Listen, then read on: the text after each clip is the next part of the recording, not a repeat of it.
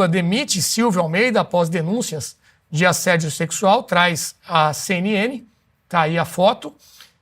O ministro continua se defendendo, né, dizendo que é inocente, mas o fato é que o Silvio Almeida, que tem até um currículo que eu vou ler aqui para vocês, olha, ele possui mestrado em Direito Político e Econômico pelo Mackenzie, graduado em Filosofia e doutor em Direito pela USP, foi professor visitante da Universidade de Colômbia, em Nova York, diretor do Instituto Luiz Gama, autor de livros como Marxismo e Questão Racial, deixa eu ver o que mais aqui, tem uma obra chamada Racismo Estrutural, sempre pega muito nessa tecla do racismo, né?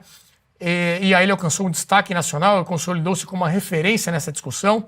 E a Me Too Brasil, essa entidade que recebe as denúncias de assédio, confirmou essas denúncias contra o ministro e a ministra Aniele Franco, de acordo até com a Mônica Bergamo, na Folha de São Paulo, revelou esse assédio a integrantes do governo Lula. Nossa próxima ilustração. E o que me chamou a atenção aqui, o Carlo Cauti, foi o que está destacado ali em vermelho. Olha lá, ela optou pelo silêncio público para não prejudicar o governo. Agora isso veio à tona, mas num primeiro momento tentou deixar ali em panos quentes. Boa noite.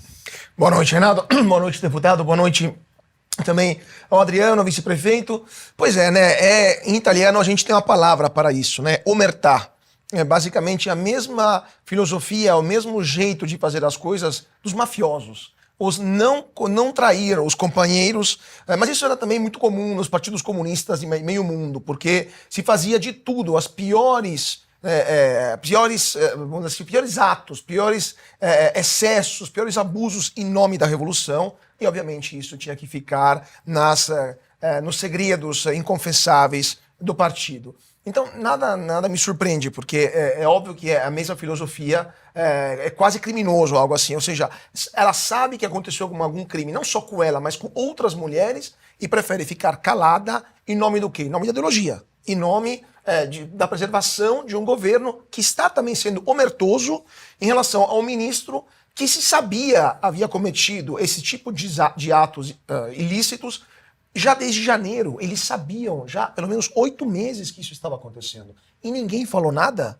Assim, se existisse um tribunal minimamente decente no Brasil, seriam todos cúmplices de estar acobertando um criminoso. Né? Mas, evidentemente, como a deputada falou, não existe mais justiça no Brasil, existe um tribunal político lá em Brasília, que é o Supremo Tribunal Federal. Então, eles sabiam desde agosto e ninguém fez nada. Inclusive, ele pode até ter reiterado o crime nesses 8 meses e ninguém parou, ninguém falou, não, peraí, vamos entender o que está acontecendo. Havia denúncias de quando ele era professor aqui em São Paulo, na faculdade, e ninguém fez nada? Ninguém viu isso antes de nomeá-lo ministro? Isso tudo em nome do quê? Em nome do racismo estrutural? Ou seja, se uma pessoa for negra, ela também pode ter algum tipo de impunidade em relação a acusações tão graves? É óbvio que tudo isso é um absurdo sem tamanho e deve ser condenado de forma mais veemente, porque não existe justiça de série A e justiça de série B dependendo da cor da pele. É óbvio que todos somos iguais perante a lei e todos devemos responder dos nossos eventuais crimes com amplo direito à defesa, e responder também do ponto de vista político, porque isso não é só uma questão jurídica, que é gravíssima, mas é também política, porque não é possível manter 1 minuto a mais no governo o ministro com acusações tão graves. Ficou 8 meses. 8 meses desde que o governo ficou sabendo. E só para terminar, Renato, eu só me pergunto, imagine se isso tivesse acontecido no governo passado. Imagine só se tivesse acontecido um caso minimamente parecido. Não estou falando de usar as mãos em locais não oportunos com ministras, colegas, o que seria um absurdo, mas qualquer comentário que seria desagradável que teria acontecido com o ministro, com qualquer ministro do governo Bolsonaro. Agora, as feministas de plantão, que em outros casos manifestavam camisetas, mexeu com uma, mexeu com todas, ou iam na Paulista protestar, estão num silêncio ensurdecedor, ninguém falou até agora. E até agora eles aceitaram um governo que é basicamente composto por só homens, porque as únicas 2 ministras mulheres foram demitidas só por ser mulheres, por nenhuma outra razão. Ou seja, esqueci o nome, a Ana Moser e a Adriana Carneiro. E todo mundo ficou quieto. Tivemos ministro Juscelino Filho, que está indiciado, não é nem suspeito, é indiciado pela Polícia Federal por desvio de verba parlamentar, de emendas parlamentares, e tá tudo bem, ninguém está manifestando por corrupção. O outro aqui, acusado de 14 meninas e uma ministra de ter abusado delas. Falta o quê? Falta, assim, pegar a turma com a metralhadora na mão, assaltando o banco e também vai passar pano? Assim, pela ideologia, vale tudo, né? Pois é, a gente sempre faz questão de lembrar aqui, né? O ministro vai se defender, vai apresentar ali a sua alegação de inocência. Inclusive, a gente vai falar disso, que ele promete cair atirando. Vamos ver se realmente vai aparecer alguma coisa. Mas o fato é que as denúncias existem, são várias, e a gente vai trazer até mais detalhes aqui ao longo do programa. O que me chamou bastante atenção também, a gente mostrou anteriormente, né, que ela optou pelo silêncio, né, durante muito tempo. Muita gente não quis falar sobre essas denúncias durante algum tempo, durante alguns meses. E aí foi relembrado hoje, foram relembrados 2 tweets da Aniele Franco, que é uma dessas vítimas, lá de 2021, Carlos. E ela traz o seguinte, olha lá, muitas mulheres não relatam agressões de companheiros e parentes por medo da punição e da morte, que é alimentado pela cultura do estupro e do assédio. Juntas, quebraremos esse ciclo. Então ela dizendo que era para quebrar o ciclo de não relatar o assédio. Depois, também em 2021, hoje é o Dia Internacional das Meninas e meu desejo é viver num país onde elas consigam viver plenamente a infância e a juventude sem assédio, sem estar sob a violência diária do Estado e possam construir futuros com condições iguais. Queremos nossas meninas vivas e felizes. Então, 2 tweets antigos em que ela toca nessa questão do assédio. O primeiro, principalmente, essa questão, né, de falar de as mulheres não estão relatando e a gente tem que quebrar aí essa realidade.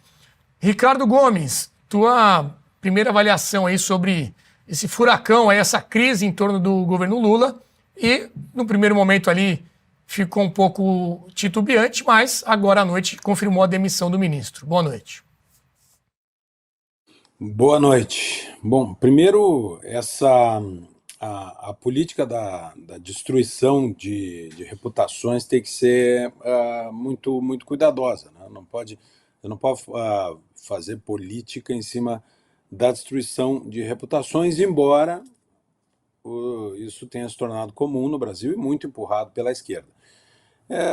Em primeiro lugar, né, a hipocrisia do silêncio, né, esse silêncio, essa preservação do governo, isso é típico desses sistemas totalitários esquerdistas, né?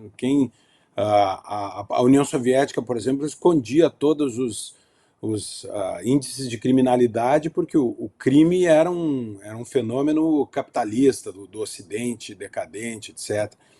Então, a ideologia e o regime estavam acima da verdade sobre a criminalidade, né? Então, isso ficou manifesto nesse desejo de proteção do governo de esconder algo se algo grave aconteceu. Não tenho elementos ainda, o caso obviamente será submetido ao Poder Judiciário, o Judiciário, ao fim, vai se manifestar.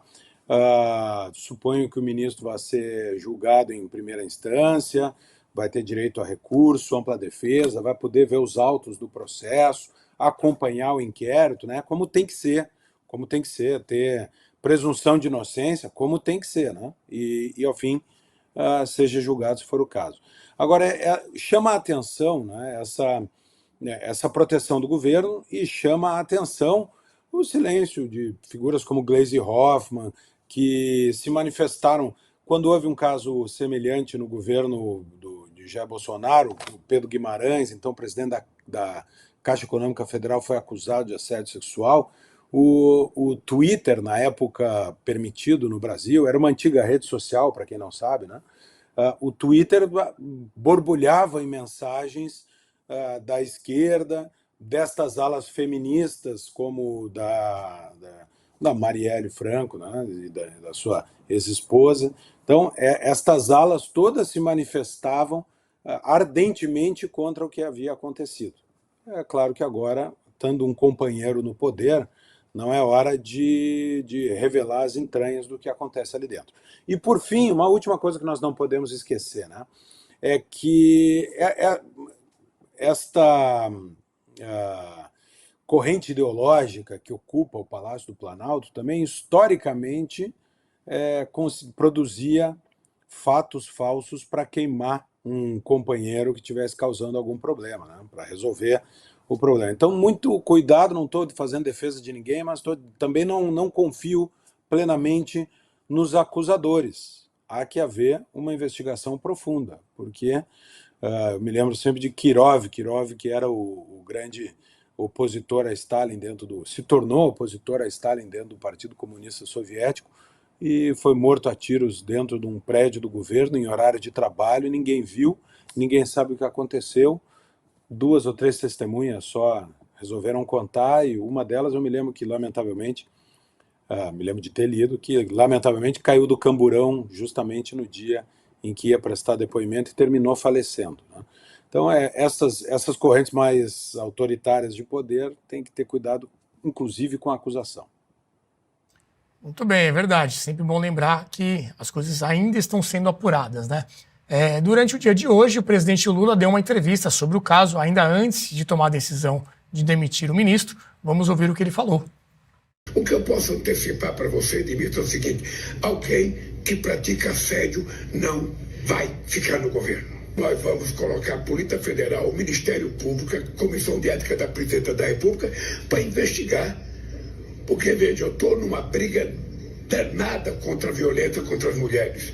O meu governo tem uma prioridade em fazer com que as mulheres se transformem definitivamente, sabe, numa parte importante da política nacional. Então eu não posso permitir que tenha assédio. Ora, então é o seguinte: nós vamos ter que apurar corretamente. Mas eu acho que não é possível a continuidade no governo, porque o governo não vai, sabe, fazer jus ao seu discurso, à defesa das mulheres, à defesa, sabe, inclusive dos direitos humanos, com alguém que esteja sendo acusado de assédio. Eu não vou permitir que um erro pessoal de alguém ou um equívoco de alguém vá prejudicar o governo. Adriano Janturco, a resposta ali do Lula, até dado momento, estava bem coerente ali, né? Era o que a gente esperava, mas essa frase final aí me chamou a atenção, né? Ele dizendo: eu não vou permitir que o equívoco de alguém prejudique o governo. Então coloca até em dúvida se ele está realmente preocupado com o fato em si, com a acusação grave e o problema do assédio, ou se é uma questão de preservar o governo, como ficou aí no ar essa última frase. Boa noite. Pois é, boa noite, Renato, boa noite a todos. Isso era uma das coisas que ia comentar, além do fato que já Carlo e Ricardo também roubaram parte dos meus comentários também, que concordo plenamente, 100%. O que posso adicionar? Primeiro, acho importante realmente fazer um disclaimer e uma introdução que realmente nós partimos e temos que partir da presunção de inocência. Então, obviamente, tudo isso vai ser averiguado, tem que ter algum tipo de prova, porque obviamente todos têm direito à justa defesa, ninguém pode ser acusado sem alguma prova. Então, sobre o fato em si, eu não sei, obviamente, como vai ser averiguado isso pela justiça, e é um caso, então, do judiciário. Agora, tem também a repercussão política, que é importante, né? E as repercussões políticas importantes são exatamente sobre essa leitura da política do fato. Então, primeiro, exatamente o que a Marielle Franco mostrou, o que ela falou e o que Carlos está mostrando. Ou seja, eles sabiam, eles ouviram, sabiam, eles tinham conhecimento destes fatos e dessas acusações e ficaram calados. Que seja verdade ou não, isso já é grave, muito grave. E mostra exatamente isso. Também queria falar da União Soviética, onde os maiores crimes foram feitos contra várias pessoas, inclusive contra mulheres, inclusive contra adolescentes, vários e vários reiterados estupros, por exemplo. E todo mundo ficava calado exatamente pela mesma lógica. Em parte pelo poder, em parte para não destruir a causa política, a ideologia, etc. Então isso é muito importante. Ainda, o que isso mostra? É mero discurso, que se trata só de sinalização de virtude e se trata de uma estratégia eleitoral política. Ou seja, é para pegar um eleitorado. É para pegar o eleitorado das mulheres, etc. Não é para realmente proteger as pessoas, as mulheres, etc. É discurso eleitoral.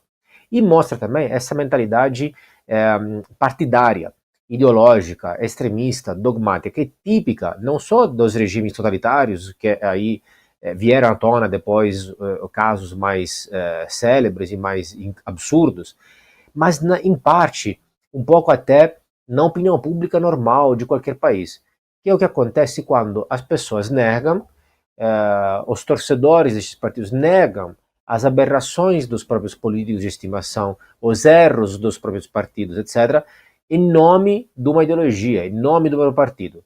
Todo mundo faz isso o tempo inteiro. As pessoas fecham o olho quando se trata do próprio lado e abrem 2, 3, até 4 olhos quando se trata do outro lado. Então, em parte é grave, mas em parte vale a pena fazer um exame de consciência. Se você também não está fazendo isso, se nós também não estamos fazendo isso, em outros casos menores, etc. Por exemplo, né, um peso das medidas.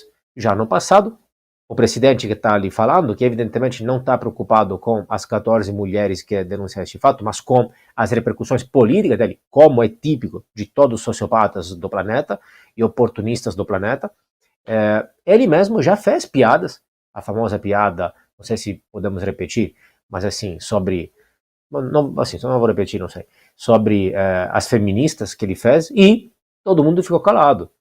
Vale lembrar vários outros casos, mas sem entender demais o público aqui, um caso no qual alguém sempre da mesma turma falou para uma jornalista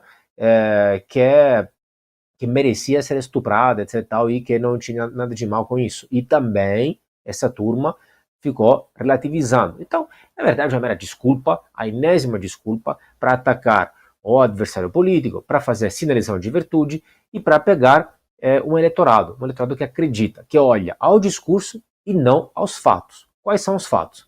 Tinham pessoas que pensavam que isso tinha acontecido, terá que ser averiguado, e ficaram caladas por 8 meses.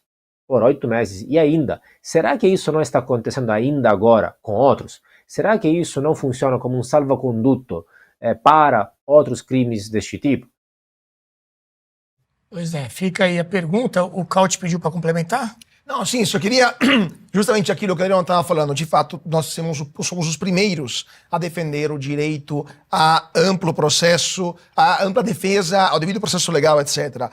Mas agora, é interessante notar que, do outro lado, não apenas isso não vale quando tem um adversário político, uma situação complicada, quando se inverte o ônus da prova. Né? Nesse caso, é óbvio que, como o Adriano estava falando, quem tem que demonstrar as acusações são as pessoas que estão acusando o ministro de violência. Mas vamos pegar o caso do Felipe Martins, por exemplo, que ficou meses preso e ele teve que demonstrar que ele não foi para os Estados Unidos e não vice-versa. O Alexandre de Moraes conseguiu demonstrar que ele foi viajar. Ou seja, é muito cômodo quando do outro lado eles falam, não, porque tem que se demonstrar, tem que provar. Também concordamos. Mas quando eles disseram que ele tinha que ficar na cadeia preso, ninguém mexeu um dedo nesse caso específico. E para esses casos também se fala, não, a palavra da mulher basta. Não, sim, claro, a palavra da mulher é suficiente. Dentro de quem for o acusado. Lembrando o ator da Globo que perdeu qualquer trabalho, desapareceu das telas por causa da palavra de uma pessoa e no final das contas ele sequer foi condenado judicialmente, né? Exato. Vamos falar então sobre a defesa do Silvio Almeida. Ele divulgou uma nota à imprensa, temos aí a imagem do cabeçalho dessa nota, eu vou trazer um pouco aqui do conteúdo dela. Um trecho diz o seguinte: as falsas acusações, conforme definido no artigo 339 do Código Penal, configuram denunciação caluniosa. Tais difamações não encontrarão par com a realidade. De acordo com movimentos recentes, fica evidente que há uma campanha para afetar a minha imagem enquanto homem negro em posição de destaque do poder público, sempre destacando essa questão racial, né? Mas estas não terão sucesso. Isso comprova o caráter baixo e vil de setores sociais comprometidos com o atraso, a mentira e a tentativa de silenciar a voz do povo brasileiro, independentemente de visões partidárias. Eles se colocam, então, como o representante do povo brasileiro. Eu vou aproveitar nessa mesma leve e trazer a manchete do Metrópolis, com uma notícia do Igor Gadelha dizendo que o Silvio Almeida reúne vídeos e mensagens e promete cair atirando. E eu recebi agora aqui um print do blog da Bela Megali dizendo o seguinte: em conversa com Lula, Silvio Almeida diz que vai se vingar de algozes. Luiz Felipe, acho que essa história ainda vai dar pano para manga, hein? Já entramos no padrão novela agora. Né? Isso aqui está deixando de ser política e está virando novela. E os ministérios do Lula é uma grande novela. É um conjunto desarranjado de gente incompetente, corrupta, completamente desqualificada para os cargos que assumem. Eu não sei o que faz esse ministro. Eu não faço a mínima ideia. Eu estou lá já há um tempinho. Deveria saber, só por reverberação, mesmo que eu não tenha interesse. É que são muitos ministros, né? Mesmo leigo, sem interesse, eu deveria estar recebendo algum feedback de algum ponto da administração pública, dos projetos, que esse ministro é relevante. Igual a menina que sofreu a agressão.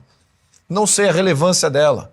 Então é mais um arco-íris de gente incompetente dentro do governo, criando novela, e é isso que está gerenciando o Brasil. E agora eles querem concentrar muito mais orçamento e muito mais poder tributário na mão dessa gente incompetente, dar orçamento para esse tipo de gente. Então veja o absurdo que estamos vivendo aqui. Estamos vivendo aqui, o nosso amigo italiano aqui tem as memórias do final do Império Romano, em que os imperadores não significavam absolutamente nada. A mesma coisa aconteceu no final da República Romana. Um monte de cônsules corruptos, completamente desprovidos de competência nenhuma, todo um querendo ser mais tirano do que o outro. Então é isso que a gente tem aqui no comando do nosso país. Na minha opinião, o Lula, vou dar um conselho aqui para o Lula. Lula, acaba com esses 39 ministérios, aproveita, acaba com o orçamento, acaba com o Ministério da Aniele, acaba com o ministério desse que está sendo acusado, acaba com vários outros ministérios irrelevantes, diminui, enxuga esse executivo, aproveita até para poupar o orçamento público que você sabe que você está gastando demais e vai sobrar bastante dinheiro aí que não sei para que está sendo usado. Não vejo nenhum impacto relevante dos projetos que tanto a Aniele Franco quanto o Silva estão fazendo. Não vejo nada. E só vejo desgaste para o que seria uma república decente, é uma projeção negativa. Eu estou pensando aqui até na integridade do país, porque você vê aqui, você tem um governo que, do ponto de vista da oposição, a gente fala assim, puxa, que bacana, olha só, olha como é que eles estão se desintegrando no seu próprio lodaçal, olha que bacana. Mas eu, como brasileiro, fico envergonhado. Eu não quero ver essa projeção de país. Eu fico indignado que a gente tenha essa novela ainda no comando do país. A gente tem que acabar com essa novela, virar a página e ter gente administrando que seja competente de fato, que queira de fato o bem do país. Não esse tipo de gente. As críticas que seguiram ao ministro durante aí essa gestão dele, eu lembro principalmente em relação à guerra lá de Israel e Hamas, né, que ele não se pronunciava, não condenava de forma veemente ali os terroristas. Nunca condenou, né? Nunca condenou, né? Tem foto dele também com um representante lá dos palestinos, do Hamas. A questão do Felipe Martins também foi cobrado dele, né? Alguma atitude, alguma palavra em relação àquela situação. O próprio Clezão também, que acabou morto lá dentro do presídio, e o ministro não se manifestou. Agora ele aparece aí no foco das notícias. E da Venezuela também, né? Nunca fez uma palavra contra as barbaridades que estão sendo cometidas na Venezuela, né? Então, também Venezuela, Maduro, certamente. Agora, uma outra denúncia que apareceu ao largo aí dessas notícias foi de uma professora chamada Isabel Rodrigues, que inclusive é candidata a vereadora agora nessas eleições, relatando um caso dela também com o agora ex-ministro Silvio Almeida, em 2019, em que ela teria sido assediada. Vamos ver um trecho aí desse relato. Eu sentei do lado do Silvio.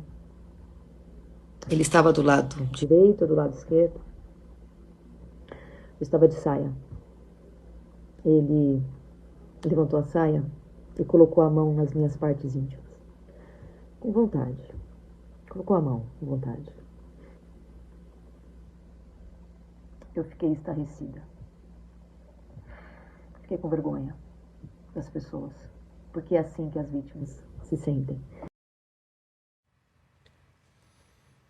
Aí, colocamos um pedacinho só, o vídeo é forte, realmente acusações bem graves, também reverberou bastante ao longo do dia, e agora fica então o espaço para o Silvio Almeida fazer a sua defesa, e a gente vai acompanhar, esperamos, né, que a verdade venha à tona, e que também, apurando a responsabilidade, seja do ex-ministro ou das supostas acusações falsas, que isso seja resolvido e os responsáveis sejam penalizados.